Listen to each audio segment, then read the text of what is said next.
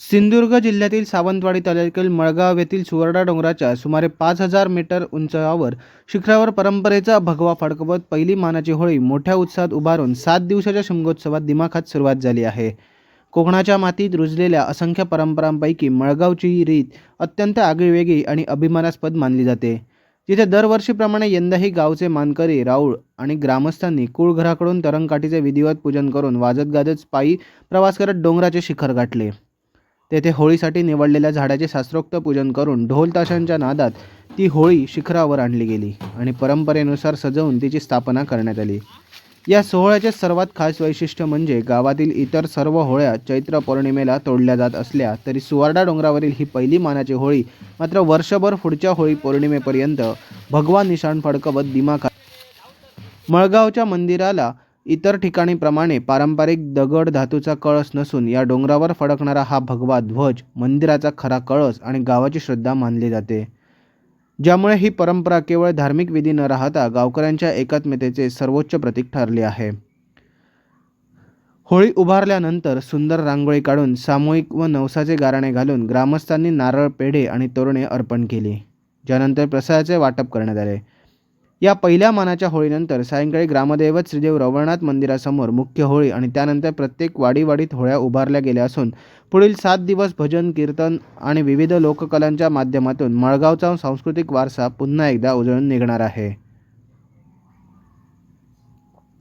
मदन मुरकरसह Sahadev Raul, Nitin Gawade, Konkan live breaking, Malgaon, Sawantwadi.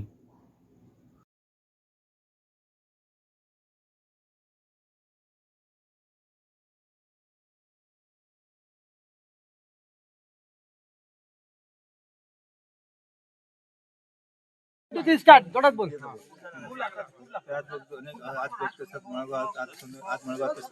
आज सोहळ्यात आम्ही आलेलो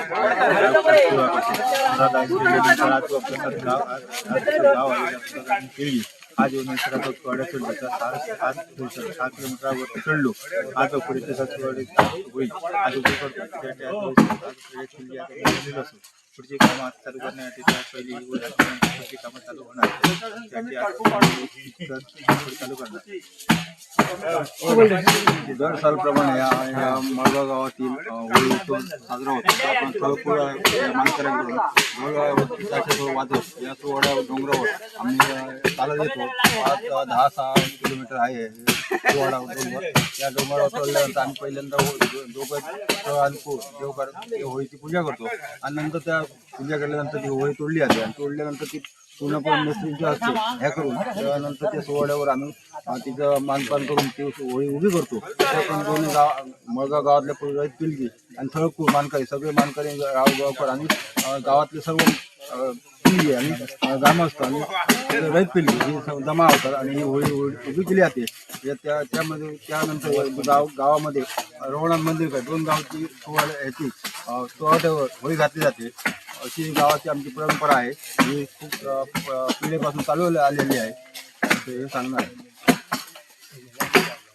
गावाचे ग्रामस्थ आणि मानकरी आज सर्वप्रथम आम्ही आज होळीचा पहिलाच दिवस जो आहे तो आम्ही जेव्हापासून आमचे पूर्वज इकडे आले तेव्हापासून आजपर्यंत आम्ही आमची इकडे ही पहिली होळी घालतो. आणि या होळीची परंपरा अशी आहे की ही होळी आम्ही प्रत्येक गावात जी होळी घालतो ती 7 दिवसांनी तोडतो. आणि ही जी होळी आहे ही पुढच्या वर्षी जेव्हा होळीचा उत्सव येतो पहिला दिवस तेव्हा आम्ही परत येतो. आणि ही जवळचं जे अंतर जे आहे आमच्या गावापासून ते हा जो डोंगर आहे त्याला नरेंद्र डोंगर असं म्हणतात आणि त्याला आम्ही सुवर्णा म्हणतो. तर डोंगराची जी उंची जी आहे ती 5,000 मीटरवरती लोक येतात आणि ती होळी आम्ही 5,000 मीटरवरती येऊन ती होळी घालतो. आणि ही परंपरा वर्षोवर्ष चाललेली आणि ही परंपरा अशी अनोखी अशी ही होळी आहे की पंचक्रोशीत तुम्ही कुठे बघाल तर अशा प्रकारची होळी तुम्हाला कुठे दिसणार नाही. आणि आमच्या गावाचं ह्या होळीमुळे एक नाव लौकिक होतं. आणि आमची जी देवस्थान आहे, मंदिरं आहेत ही जागृत देवस्थान आहेत सगळी. त्यामुळे आमच्या गावाची ही परंपरा जागृत ठेवण्यासाठी आजही आमची तरुण पिढी पुढे येऊन सगळी लहान मुलापासून ते वय त्यांचं बघत नाही म्हणजे म्हाताऱ्यापासून जाणती लोक सगळे या डोंगरावरती येतात.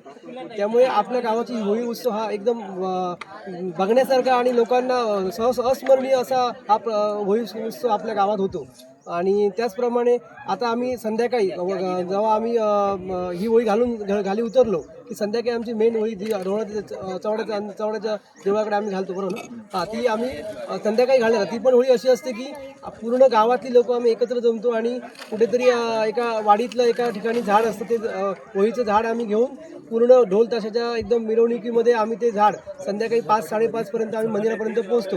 पूर्ण गाव मोठ्या संख्येने तिकडे उपस्थित असतो आणि अशी अनोखी परंपरा. आणि हा असा सण आहे ज्या ठिकाणी आमच्या पूर्ण गावातले मनातले हिवेबावे दूर ठेवून सगळी लोक एकत्र येऊन मनाने 7 दिवसाची होळी आमची पूर्ण 7 दिवसाची होळी एकदम दिलखुश मनाने एकत्र येऊन कुठल्याही प्रकारचे मनात राग न ठेवता अतिशय उत्साहाने आम्ही साजरी करतो.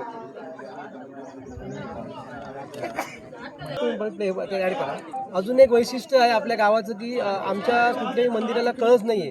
आमचा कळस म्हणून जर आम्ही बघतो तर ही आमची ही जी मानाची होळी आहे, हाच आमचा जो झेंडा जो फडकतो तोच आमच्या देवळाचा कळस आहे. म्हणजे आमची मंदिरं खाली आहेत आणि वरचा कळस जो आहे तो हा आमचा कळस आहे. म्हणून आमच्या देवस्थानात सगळ्यात जर मेन गोष्ट जरी असेल तर हा कळस जो आहे तो आमचा इथे आहे. म्हणून दर वर्षातनं आम्ही एकदा इथे होळीसाठी उत्सवाला येतो.